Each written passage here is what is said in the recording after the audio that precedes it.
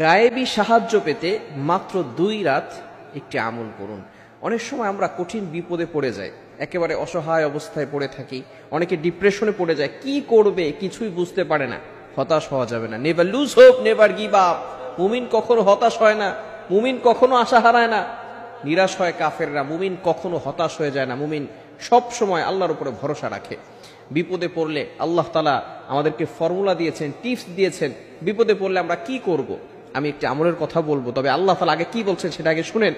আল্লাহ পাক রব্বুল আলামিন নিজেই বলে দিয়েছেন 2 নম্বর পারার 2 নম্বর পৃষ্ঠার 11 নম্বর লাইন সূরা বাকারার 153 নম্বর আয়াতে রব্বুল আলামিন বলেন, ইয়া আইয়ুহাল্লাযীনা আমানুস্তাঈনু বিস-সাবরি ওয়াস-সালাহ। রব্বুল আলামিন বলেন, হে ঈমানদারগণ, ইয়া আইয়ুহাল্লাযীনা আমানু ইস্তাঈনু বিস-সাবরি ওয়াস-সালাহ, তোমরা সালাত এবং ধৈর্যের মাধ্যমে আল্লাহর কাছে সাহায্য চাও। আমরা বিপদে পড়লেই হতাশ হয়ে যাই, এমপি মন্ত্রী মিনিস্টারের কাছে দৌড়াদৌড়ি করি। অনেক যদি আত্মীয় স্বজন থাকে যারা ধনী আছে তাদের কাছে যাই, আল্লাহর কাছে সহজে যাইতে চাই না। কিন্তু আল্লাহ পাক রব্বুল আলামিন জানিয়ে দিয়েছেন, যখনই বিপদে পড়বে তখনই সালাত এবং ধৈর্যের মাধ্যমে সাহায্য চাইতে হবে আল্লাহ তাআলার কাছে, আর কার কাছে নয়, একমাত্র আল্লাহ তাআলার কাছে সাহায্য চাইতে হবে। আমি একটা আমলের কথা বলবো। রাসূলুল্লাহ সাল্লাল্লাহু আলাইহি ওয়াসাল্লাম আমাদেরকে আমলের কথা শিক্ষা দিয়েছেন, সাহাবায়ে কেরামদেরকে শিক্ষা দিয়েছেন। অনেক সময় সাহাবায়ে কেরাম নবীজির কাছে যেতেন, বলতেন, ইয়া রাসূলুল্লাহ, ইয়া হাবিবাল্লাহ, কিছু আমল আমাদেরকে শিক্ষা দেন, যে আমলের মাধ্যমে আমাদের ঋণ দূর হয়ে যাবে, আমরা হালাল ভাবে ধনী হতে পারবো, কিছু সম্পদ আল্লাহ তাআলা আমাদেরকে দিবেন। নবীজি সাল্লাল্লাহু আলাইহি ওয়াসাল্লাম আমল শিক্ষা দিতেন।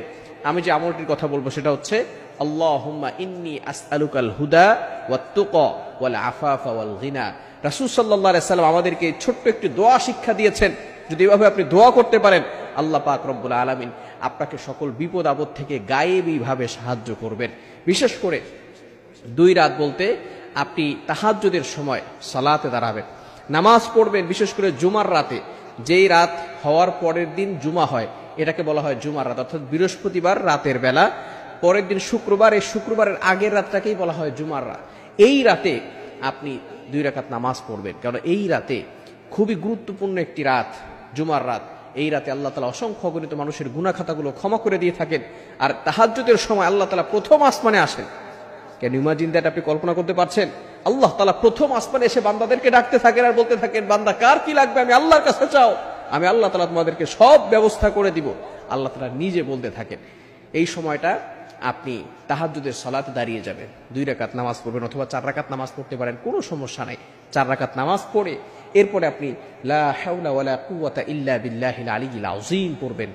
100 বার লা হাওলা ওয়ালা কুওয়াতা ইল্লা বিল্লাহিল আলিয়্যিল আযীম, এবং 7 বার আল্লাহুম্মা ইন্নী আসআলুকাল হুদা ওয়াত তুকা ওয়াল আফাফা ওয়াল গিনা। এটা পড়ে এরপরে আপনি আল্লাহর কাছে দোয়া করেন।